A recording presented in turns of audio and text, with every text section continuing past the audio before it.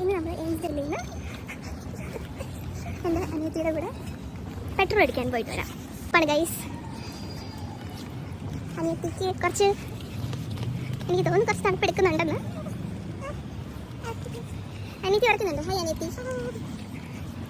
Guys, നമ്മൾ കാറിൻ്റെ അവിടെ എത്തി. കാറിൻ്റെ ഈ സാധനങ്ങളൊക്കെ നമുക്ക് ഇങ്ങനെ നമ്മൾ കയറുകയാണ് കാറിൽ.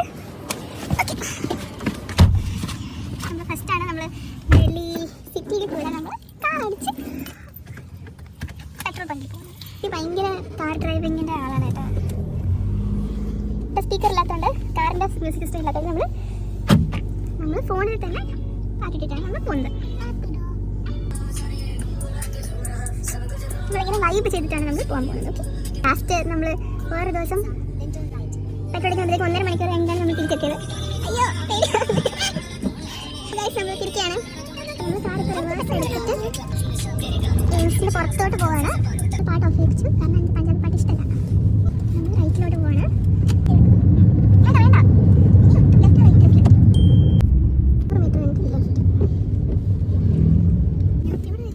ആർക്കറിയാം. In 500 meters, turn left onto Pandit Chaturlal Road. 500 meter കഴിഞ്ഞ് ലെഫ്റ്റ്. ഈ കാർ എന്തിനാ ഉള്ള പറപ്പാണെന്ന് എനിക്ക് അറിയില്ല.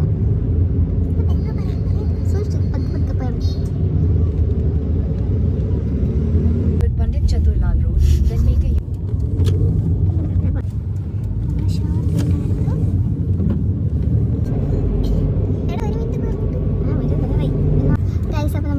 പെട്രോൾ പമ്പ് കണ്ടു. നമ്മൾ അത് ഇവിടെയാണ്, അവിടെയാണോ?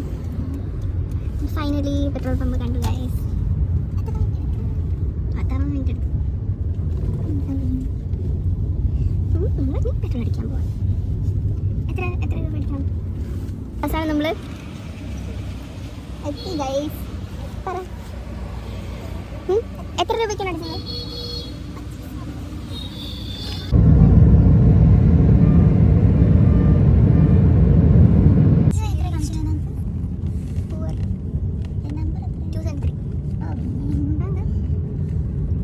സംഭവബഹുലമായ പെട്രോൾ. എൻ്റെ അനിയത്തിക്ക് ഒരു കുഴപ്പമുണ്ട് ഗൈസ്, ഭയങ്കരമായിട്ട് ചീത്ത വിളിക്കും. ഭയങ്കര അടിച്ചുവിടാവുള്ളൂ. നീ എന്തെങ്കിലും ഇങ്ങനെ വന്നപ്പോൾ കാമായിട്ട് ചിന്തിക്കാനുള്ള അല്ലാതെ ഇങ്ങനെ അടിക്കില്ല കേട്ടോ. ഇത് മനസ്സിലാക്കിയല്ലേ കേട്ടോ. പറയണ്ടേ ഇനി ഫ്യൂച്ചറിൽ അങ്ങനെ ചെയ്യരുത്. ലെഫ്റ്റിലോട്ട് പോകും. അങ്ങനെ അറിയാം. നമ്മളെ ടീംസിൻ്റെ ഫ്രണ്ടിൽ കൂടെ പോവുകയാണ് ഗൈസ്. നമ്മൾ തിരിച്ചെത്തിയിട്ടുണ്ട്. ചെറിയൊരു കാറ്റ് പറയുന്നുണ്ട്. അപ്പോൾ നമ്മൾ നെക്സ്റ്റ് വ്ലോഗിൽ നമ്മൾ കാണുന്നത്. ബൈ.